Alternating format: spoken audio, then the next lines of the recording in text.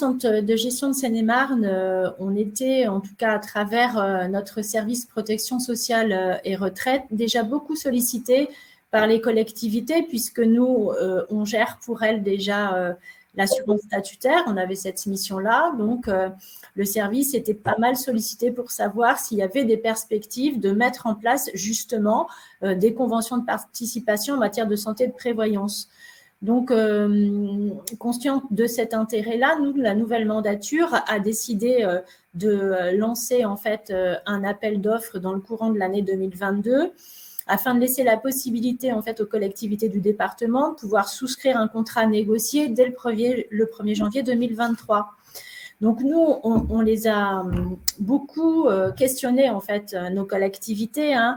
On a lancé début 2022 un questionnaire auprès de l'ensemble de nos collectivités du département pour connaître à la fois leurs attentes, la manière, leurs pratiques aussi d'aujourd'hui et la manière dont elles se projetaient dans les échéances de ces futurs contrats de protection sociale.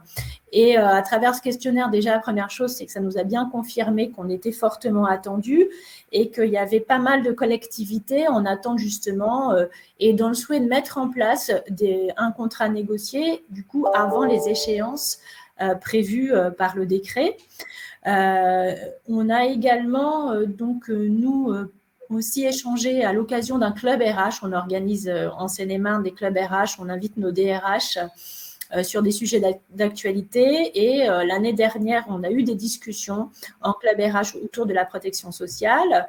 Et on a essayé de recenser un petit peu les attentes, la perception de nos collectivités. On les a pas mal aussi interrogés à cette occasion sur le caractère obligatoire pour les agents et ce qu'elles nous ont fait comme retour assez majoritairement il y a un an à peu près, c'était que c'était pas pour elles a priori la voie qu'elles souhaitaient prendre, en fait, que le caractère obligatoire, elles considéraient qu'elles auraient du mal, en fait, à l'imposer, entre guillemets, et à leurs élus et à leurs agents. À l'occasion des discussions également avec nos représentants du personnel, quand on a eu des discussions préalables au lancement de l'appel d'offres, c'est pareil, ce caractère obligatoire, a priori, n'était pas forcément bien accueilli. Donc, nous, ce qu'on a fait, c'est qu'on a lancé avant cet appel d'offres, on a sollicité nos collectivités pour qu'elles puissent formaliser leur intention à travers une lettre d'intention. Elles nous ont transmis toutes leurs données en matière d'absentéisme, donc ça nous a laissé l'occasion aussi d'avoir un panorama de leurs pratiques et de savoir où elles en étaient, où elles se situaient en termes d'absentéisme aujourd'hui. Tous ces échanges-là nous ont permis justement d'attribuer un marché en octobre dernier. On a fait l'attribution donc de notre marché, fort d'un certain nombre de dispositions. On a fait des ajustements par rapport à ce qu'on aurait prévu de faire, et notamment on a pas mal pris en compte, par exemple, la situation des familles monoparentales qui nous ont été proposées par nos interlocuteurs en collectivité. Ce qu'on a laissé comme possibilité aussi, c'est que nous, notre contrat de prévoyance, il prévoit uniquement dans un premier temps la possibilité d'assurer le risque incapacité de travail. Donc, ça veut dire que pour les années 2003-2024, nos collectivités, elles ne sont pas obligées encore de souscrire le risque invalidité, qui deviendra obligatoire qu'à partir de 2025. On a aussi beaucoup accompagné, il y a eu beaucoup de pédagogie qui a été faite avant pour les interlocuteurs RH et pour nos élus employeurs territoriaux. Je pense qu'on a dû lever un certain nombre de freins. Donc, il y a eu beaucoup d'échanges à travers des webinaires pendant toute l'année 2022.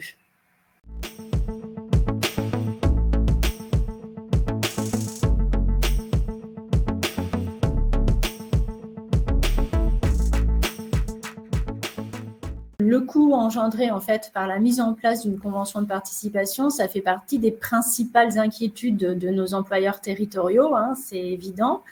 Maintenant, nous, on a quand même aussi accompagné nos DRH sur ces questions-là parce que l'impact financier, il peut être pour partie compensé par un ajustement de la politique salariale territoriale. puisque aujourd'hui, nous, on a fait le constat à travers les différents sondages qu'on a fait auprès de nos collectivités que quand les agents arrivent, en fait, pour ce qui concerne la maladie ordinaire, pardon, quand les agents passent à demi-traitement, pour la grande majorité de nos collectivités, elles vont proratiser à 50% le régime indemnitaire. Le deuxième schéma, c'est plutôt également de maintenir le régime indemnitaire. Donc, l'avantage en fait de la souscription d'un contrat de prévoyance, ça permet en fait à l'agent, son contrat de prévoyance lui permet de lui garantir un traitement indiciaire à hauteur de 90%. Oui. Et un régime indemnitaire à 40%, ce qui permet à la collectivité, déjà qui, elle, était en maintien total du régime indemnitaire pendant le passage à demi-traitement, de s'ajuster en conséquence, ça veut dire de baisser de 40% sa contribution à elle, puisque c'est l'assureur qui prend le relais à cette occasion. Et ça peut se faire en fait sans pénaliser les agents, en conservant la situation qu'on leur garantit aujourd'hui, mais en laissant l'employeur prendre le relais en fait sur sa partie et indemnitaire et du coup sur la partie du traitement également. Donc ça veut dire que ça mérite quand même que ces réflexions-là sur le régime indemnitaire, elles s'engagent en fait aussi pour les collectivités de manière un peu, il faut que ça se fasse en même temps que les perspectives de mise en place d'une convention de participation, hein. Il y a également la question qu'il faut considérer, qui n'est pas encore a priori complètement définitive, mais qui concerne la perspective d'une exonération des charges sociales pour l'employeur quand on se trouve dans un contrat collectif et à participation obligatoire, à adhésion obligatoire, pardon. Donc, ça veut dire que tous ces éléments-là font que l'agent va avoir des garanties supplémentaires de maintenir en fait sa rémunération, alors que l'employeur va pouvoir aussi se décharger, lui, du maintien qu'il assurait à son agent jusqu'ici. Donc là, ces discussions effectivement sur le financement, ça a été les discussions essentielles, en tout cas les inquiétudes principales de nos élus.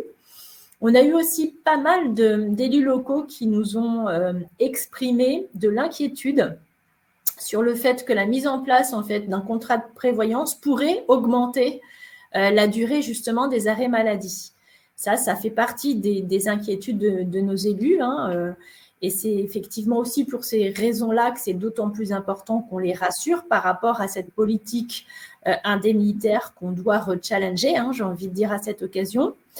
Et puis, ça n'exclut pas effectivement la mise en place de cette protection sociale. Je pense qu'elle doit aussi se considérer et s'inscrire dans une politique de prévention primaire, hein, qui est engagée. Et c'est cette politique de prévention aussi pour laquelle on accompagne, nous, les collectivités et sur laquelle on doit aussi, je dirais, mettre des moyens pour que chaque collectivité puisse maîtriser son absentéisme, hein. Il en va également, comme vous le disiez, de l'équilibre de nos prochains contrats, quoi. Nos collectivités, elles nous ont également… nous, on a été attentifs, en tout cas pour nos collectivités, par rapport à leur remontée sur, en fait, à l'occasion de la mise en place d'un contrat de prévoyance ou de santé, c'est ce qui est important, le point de vigilance pour nous, ça a été vraiment de négocier les périodes de carence, entre guillemets, hein, puisque donc il y a des dispositions qui prévoient déjà les modalités en fait, dans lesquelles les nouveaux agents peuvent être assurés dans un contrat collectif. Tout n'est pas prévu.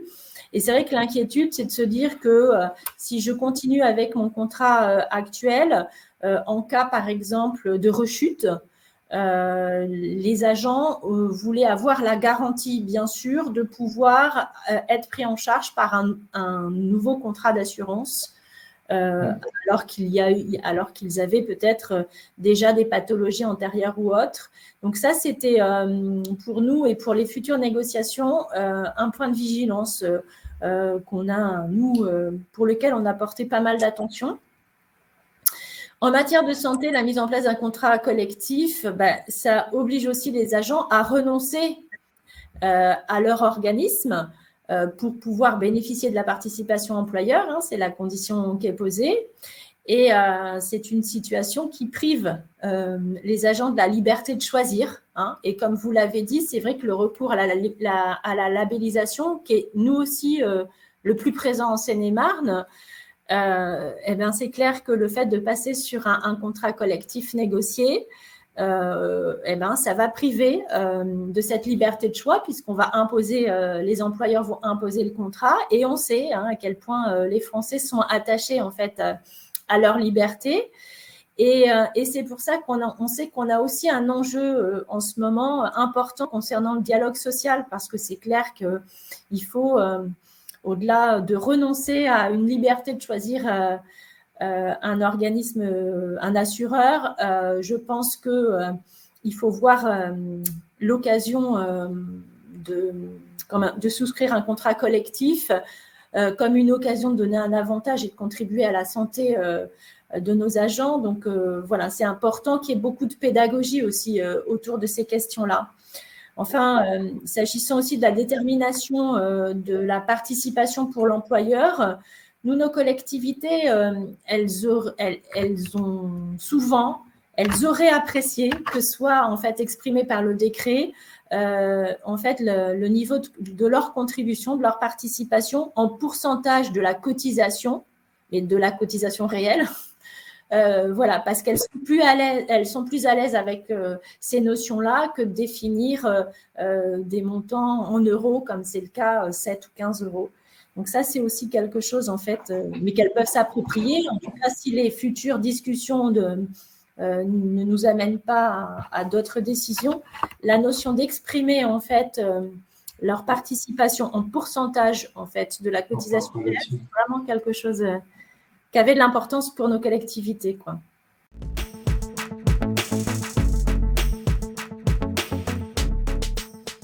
Que l'effet solidarité, en fait, garantisse l'équilibre financier d'un contrat pour avoir géré par ailleurs dans ma vie d'avant un contrat et de santé et de prévoyance. C'est clair que l'enjeu aussi d'un DRH, c'est effectivement de maîtriser l'absentéisme et de maîtriser tout au long les taux de cotisation proposés par l'assureur, hein, puisque l'objectif, c'est quand même de rester à l'équilibre financier. Donc ça, c'est un enjeu. Et vous l'avez dit, spontanément, les jeunes générations ont moins la conscience, en fait, de la nécessité de se protéger. Et c'est pour ça que la voie de l'obligation, ça permettrait justement donc de rendre obligatoire l'adhésion, ça permettrait de garantir cet effet de solidarité. Bien évidemment qu'il conviendra de prévoir des cas de dispense, hein, soit elles seront prévues par décret, soit on peut effectivement, nous, chacune des communes de Seine-et-Marne aura l'occasion de faire ses choix, hein, de faire ses choix. Et pour ce qui nous concerne au centre de gestion, on est plutôt favorable à la mise en place donc d'un contrat collectif à adhésion obligatoire, hein, mais tout ça, ce sont des discussions qui vont s'engager prochainement avec nos représentants du personnel. Hein. Mais les cas de dispense paraissent effectivement indispensables puisque, comme on l'a dit en début de webinaire, quand on a des agents qui ont des conjoints déjà couverts, c'est pas la peine d'imposer une surcouverture en fait en matière de santé à nos agents. Également pour ceux qui pourraient bénéficier de complémentaires en santé solidaire, hein, ça arrive, hein, en particulier pour des agents qui seraient à temps incomplet, pour des CDD de moins de 6 mois, ou enfin c'est à définir la durée, mais effectivement, les jeunes générations, en fait, il faut qu'elles soient associées en fait à ce contrat collectif parce qu'on a besoin, compte tenu du fait qu'on s'engage en fait sur un contrat pour 6 années, on a vraiment besoin de cette maîtrise d'équilibre. Effectivement, il ne faut pas malgré tout que cette obligation elle pénalise ou elle déstabilise l'équilibre financier de certains de nos agents. Vous l'avez dit, 75% de personnel en catégorie C pourrait aussi se trouver en difficulté d'un équilibre déjà assez fragile s'il devait prendre en charge à l'occasion de cette obligation-là des montants de cotisation importants. Donc, en s'inspirant de ce qui fait dans le secteur privé, ça paraît effectivement aussi évident que les employeurs publics puissent réussir en fait à prendre en charge au moins la moitié de ces cotisations. Et puis de continuer malgré tout, effectivement, à faire des actions pour maîtriser l'absentéisme de manière globale, puisque c'est aussi c'est important. Comme on l'a dit aussi, ce qui nous paraît effectivement important, c'est aussi un petit peu de s'aligner déjà sur les attentes de nos collaborateurs et puis sur ce qui se fait aussi dans le secteur privé, parce que le fait, nous, de mettre en place, nous, employeurs publics, de mettre en place une protection sociale, ça va participer à notre image employeur, ça c'est important, c'est important pour l'attractivité de notre secteur, ça facilitera les mobilités, les passages, que ce soit privé, public ou autre, ça peut faciliter la mobilité entre fonctions publiques, mais aussi du privé au public, donc ce sont des dispositions qui nous paraissent effectivement importantes.